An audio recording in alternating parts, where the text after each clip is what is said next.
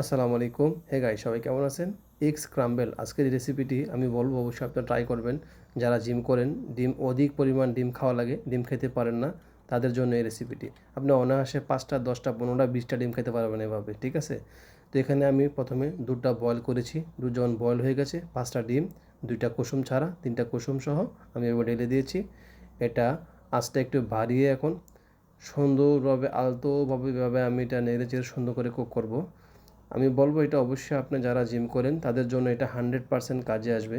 কারণ তারা ন্যাচারাল কীভাবে প্রোটিন নেবেন, ডিম কিন্তু বেশি খাওয়া যায় না, সিদ্ধ ডিম 2টা, সর্বোচ্চ 3টা, তারপর আপনি কিন্তু আর খেতে পারবেন না।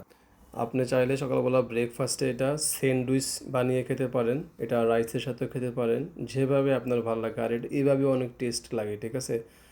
তো আমি আশা করি যারা বডি বিল্ডার, যারা জিম করবেন তাদের জন্য ভিডিওটি অবশ্যই কার্যকর। তারা জিম করবেন না, তাদের জন্য এটা বেস্ট।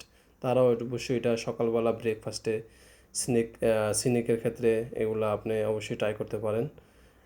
স্যান্ডউইচ বানিয়ে খেলে তো এটার টেস্ট আরও দ্বিগুণ বেড়ে যাবে। আশা করি ভিডিওটি আপনার ভালো লাগবে।